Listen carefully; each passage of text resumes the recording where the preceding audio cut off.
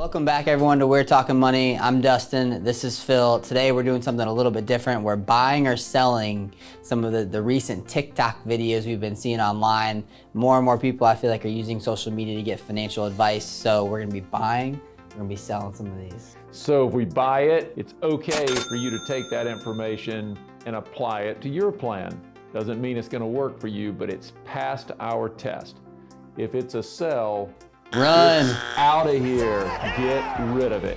All right, let's do this. Let's do it. Here's when you should start investing your money. So if I'm making 6 figures a year, I'm not gonna start investing my money until I know I could actually make 6 figures a year from my investments. The reason for that is that if your investments are taking your time, your energy, your attention, What? Sell. but they're making you She's saying you're not gonna start investing until you can make more on your investments than you can make what you're making. That doesn't make any sense. If you're making 100 grand, probably have $2 million invested, 5% withdrawal rate there. That's a hard sell. You don't wait and start investing when you've got that kind of money. You can have simple investments. That could be a basic mutual fund, but you can put your money to work the minute that you can save some money. So as soon as you're gainfully employed and you've got dollars that you can park for yourself, you better pay yourself first. That is a cardinal rule when it comes to retirement planning. Hard sale. Yeah. Secrets the wealthy don't want us to know. Here's something the rich do that you can do too. Boom. Stop using the savings account and instead put your money into a whole life insurance policy. Then you can loan that money out to your business and charge your business interest. Your business pays no taxes on that loan and can write off the interest. As your business is making its money, it's gonna pay you back with interest and you're gonna pay back that loan on your whole life insurance policy. Here's the cool part about this. That policy is gaining compounded interest and dividends as if you never even touched it, and nobody's being taxed. That, my friend, is how you become your own bank. All right, so we got this guy who's an insurance salesman. He comes from one of the big insurance companies, and it's all about put your money in whole life insurance, and then you're gonna borrow from yourself into your LLC. First of all, you better be careful because you're about to involve Uncle Sam here. You're about to get the IRS involved, number one. Better make sure you got that buttoned up. But I would tell you this, life insurance is designed for people who are dead. It's for their beneficiaries. You don't buy life insurance as an investment. It's designed for death. That's why they call it death benefit. It is not as simple as putting your money into a whole life insurance contract and expecting that that's the magic pill or the panacea that's going to make you wealthy. It can be used. I'm not gonna put a hard pass on this or a sell, but I'm gonna tell you that this is buyer beware. You need to do your homework before you start buying whole life insurance as a solution to your investing needs. I'm on the fence on this one. I think that it can work, but I think what he's saying is probably a little bit to the extreme. He's saying you don't want a bank account, just put all your money into your permanent or whole life insurance. I think that you still need cash, I think you still need a savings account, but having some money in a permanent life insurance policy can be a good thing. It's guaranteed to grow, guaranteed never go down. One thing that he said that was incorrect though is when you pull that money out, you don't continue to earn the interest as if the money was still in the policy. When the money's not in there, you don't get the interest credited on that money that you pulled out. So can be a good tool. Don't put all your money into it. Keep a savings account. I'm on the fence on that one. 1, 2, 3, 4, 5, 6, 7, 8, and 9. I'm gonna tell you why I've got so many credit cards and why you should do the exact same thing. Check this out. See, I apply for a lot of credit cards for a simple reason: protection against market downturn. So let's say the market turns. Your credit card companies can just lower your available limits. So as of right now, I've got available $212,000 in credit cards. So even if the credit card companies slash my limits in half, I still got $106,000 of leverage. Now the key is, don't go buy stupid shit on your credit cards. Use your credit cards to make you more money. Keep the balances low, always pay them on time, periodically ask for credit increases. Yeah, man, I'm gonna tell you that's a sell. Yeah, that's a lot That's a total sell. Anybody that has $250,000 or $212,000 of credit on credit cards, you're asking for problems. Number two, if they slash his credit and he said he's got 106,000, he's right, he still has 106. But don't buy dumb things, he said.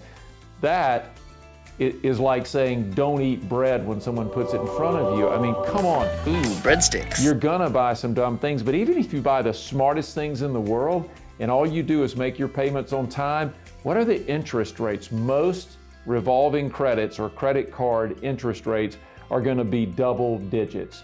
What a foolish move to think you can live that way. And if the stock market goes down and that harms you, you probably had too much of your money in the market. You didn't build a solid plan. You didn't have cash on hand when you needed it. That doesn't make sense to me, Dustin. Yep, I think it's a sell for me too. I don't know why you'd want to have that many cards. I think that if you have one card that you really like, or maybe two cards that you really like for the benefits, find the card that you like, keep the balance low, don't pay interest, take advantage of the rewards, and don't have 15 credit cards like this guy said. Yeah, and totally avoid paying the huge interest that will follow you with a credit card. Grant Cardone. Oh, how many times have I seen him? Your top 3 safest investments? Real estate, and real estate.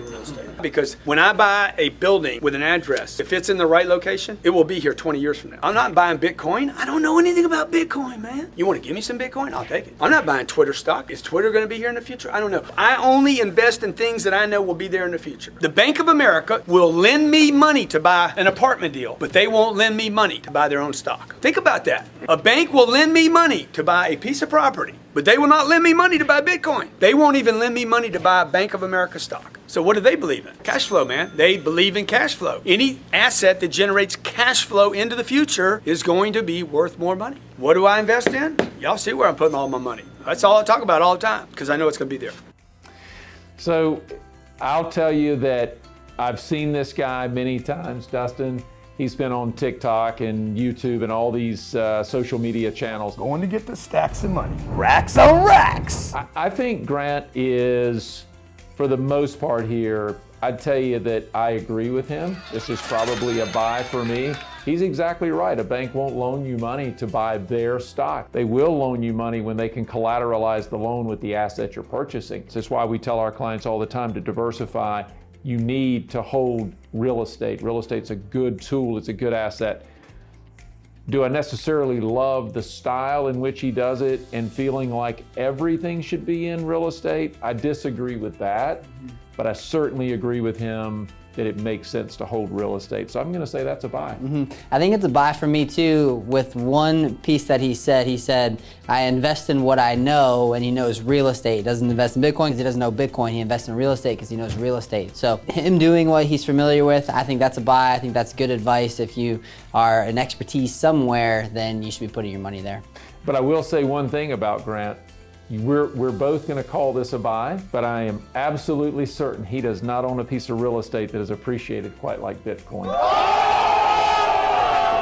So I'll just leave it at that. There you go. If rich people have got so much money, why do they have to borrow to buy a house? They don't need to, they choose to get into debt. But my parents told me debt is bad, not when you consider the power of leverage. What's leverage? Well, $5 million can buy you a really nice house. But if you took out a mortgage with a fixed rate of 2% interest per year, then you can invest your $5 million into an S&P 500 index fund, which has returned an average of 10% annually. Oh, so borrowing is sometimes good and it can make you money. Yeah, I'm gonna buy that. I think that there are certainly good types of debt. I think that a 2% fixed interest rate right now with the interest rate rising is probably not gonna be out there. It's probably closer to be 4, 5, 6, especially with the way that we're heading. But if you can earn 10% on your investments, I still think it's a good deal. Invest your money. Don't feel like all debt is bad, like Dave Ramsey would say. I've had it! I'm not living like this anymore! Some can be good and help you propel your plan forward. Yeah, Dustin, I couldn't agree more. I think these guys, one, they're fun. They make you laugh a little bit.